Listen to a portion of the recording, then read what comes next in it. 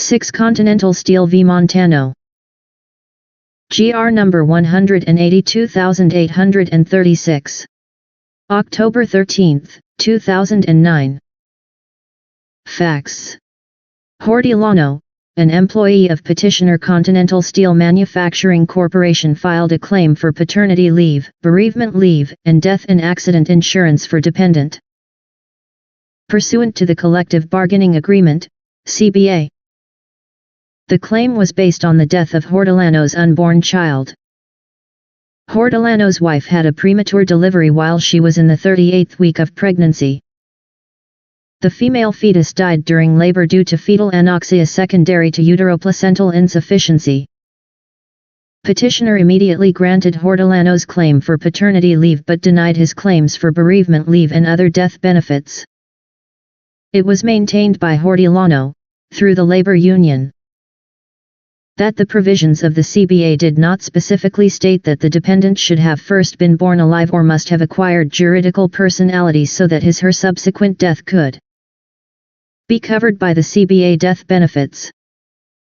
Petitioner argued that the express provision of the C.B.A. did not contemplate the death of an unborn child, a fetus, without legal personality.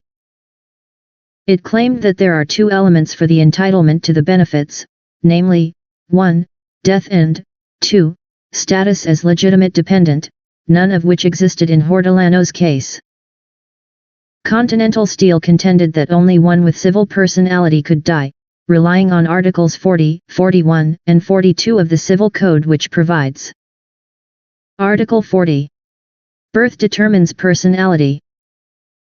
But the conceived child shall be considered born for all purposes that are favorable to it, provided it be born later with the conditions specified in the following article. Article 41.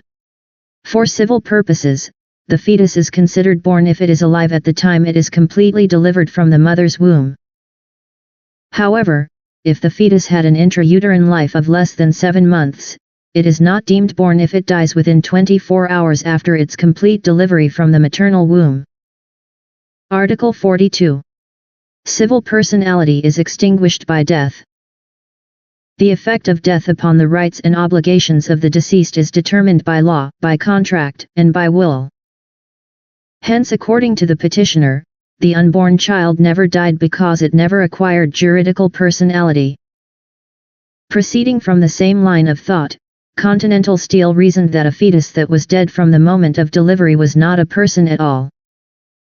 Hence, the term dependent could not be applied to a fetus that never acquired juridical personality. Labor arbiter Montaño argued that the fetus had the right to be supported by the parents from the very moment he/she was conceived. The fetus had to rely on another for support. He/she could not have existed or sustained himself/herself without the power or aid of someone else, specifically, his/her mother. Petitioner appealed with the C.A., who affirmed the labor arbiter's resolution. Hence this petition. Issues. 1. Whether or not only one with juridical personality can die. 2. Whether or not a fetus can be considered as a dependent. 3. Whether or not any ambiguity in C.B.A. provisions shall be settled in favor of the employee. Ruling. 1. No. The reliance of Continental Steel on Articles 40, 41, and 42 of the Civil Code for the legal definition of death is misplaced.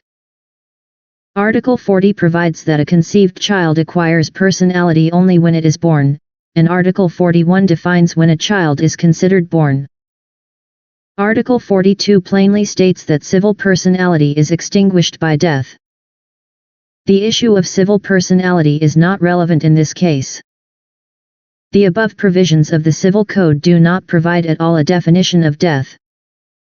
Moreover, while the Civil Code expressly provides that civil personality may be extinguished by death, it does not explicitly state that only those who have acquired juridical personality could die.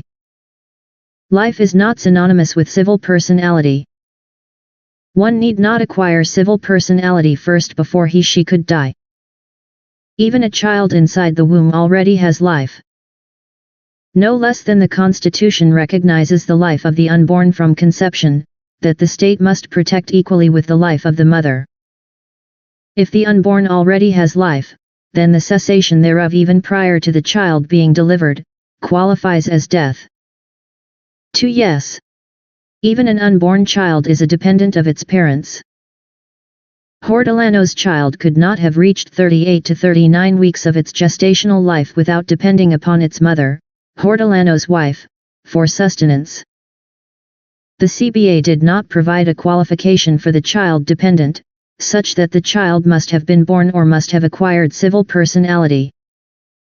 Without such qualification, then child shall be understood in its more general sense, which includes the unborn fetus in the mother's womb.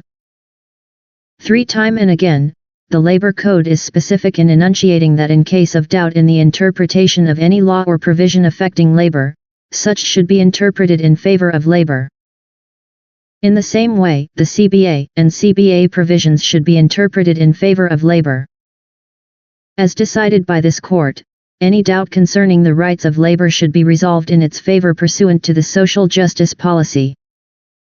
Terminal Facilities and Services Corporation v. NLRC.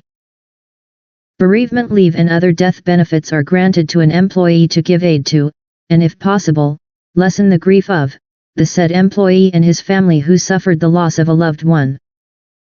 It cannot be said that the parents' grief and sense of loss arising from the death of their unborn child, who, in this case, had a gestational life of 38-39 weeks but died during delivery, is any less than that of parents whose child was born alive but died subsequently.